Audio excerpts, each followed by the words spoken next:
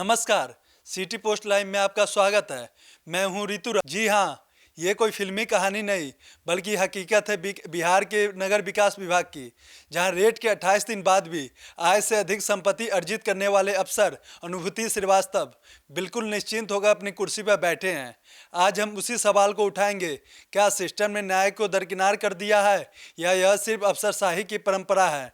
तो आइए इस पूरे मुद्दे पर विस्तार से जानने के लिए हम जुड़ते हैं हमारी सहयोगी मुस्कान से। मुस्कान, बताइएगा अनुभूति श्रीवास्तव पर आखिर क्या क्या आरोप लगे हैं।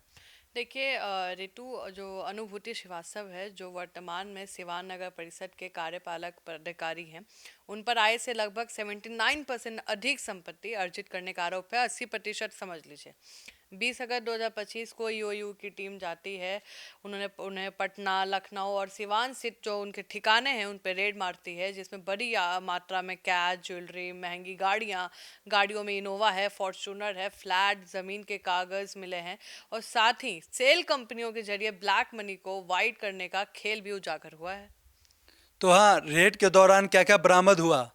देखिए, यूयू की छापेमारी में आपको बता दें 6,66,500 कैश, 400 ग्राम ज्वेलरी, महंगी गाड़ियां, बैंक अकाउंट में लगभग एक 1.48 करोड़ के आसपास की संपत्ति और पत्नी के पास अलग से खाते हैं, उसका अभी नहीं निकाला गया है। कई फ्लैट, जमीन से जुड़े दस्तावेज, सेल कंपनियों के जरिए ट्रांसफर किए गए पैसों का रिकॉर्ड, ये सब उनकी वैध आय से कई गुना ज्यादा संपत्ति को दर्शाता है। जी, सेल कंपनी का खेल कैसे किया गया। देखिए, अनुभूति श्रीवास्तव ने अपनी पत्नी नलिनी प्रकाश के नाम पर नलिनी क्रिएशन और अन्य सेल कंपनियां जैसे सरकारी जो इंटरप्राइजेस होते हैं ना, उनके सॉल्यूशन बनाए और इन कंपनियों के बैंक खाते में बड़ी मात्रा में कैश डिपॉजिट कराया गया। फिर चैन ट्रांसफर के जरिए उस पैसे को खुद और पत्नी के अकाउंट में भेजा गया।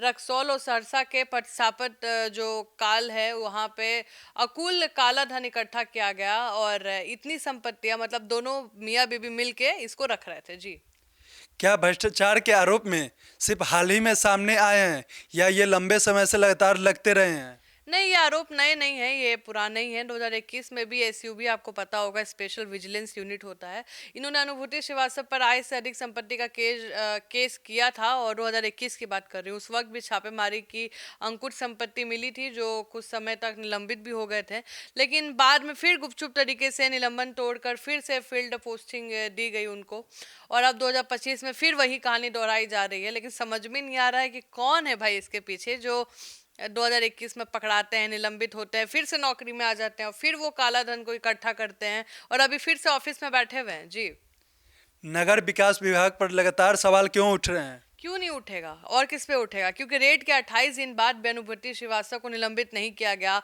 अन्य विभाग जैसे शिक्षा विभाग ने रेड कुछ दिन बाद ही अपने आरोपी अफसरों को सस्पेंड कर दिया गया था, आपको पता होगा, आज भी हुआ है। और लेकिन नगर विकास विभाग की चुप्पी नरमी ये दर्शाता है कि अधिकारी पर विशेष कृपा बरसी हुई है। कोई मंत्री है, कोई ऑफिसर है या कोई नेता, पता नहीं कौन है। यही वजह है कि लोग कह रहे हैं कि नगर विकास विभाग ने भ्रष्टाचार को शिष्टाचार बना लिया है। इस केस का असर आगे क्या देखने को मिलेगा। देखिए, अगर सरकार ने सख्ती दिखाई तो अनुभूति श्रीवास्तव तुरंत निलंबन होंगे और बर्खास्त किए जाएंगे, मतलब नौकरी से तो हाथ धोना ही पड़ेगा। केस लंबा चला तो उनकी करियर और पेंशन पर असर पड़ेगा। यदि विभाग ने कार्रवाई नहीं की तो विपक्ष इसे बड़ा राजनीतिक मुद्दा बनाएगा और सरकार पर भ्रष्टाचार संरक्षण का आरोप लगेगा।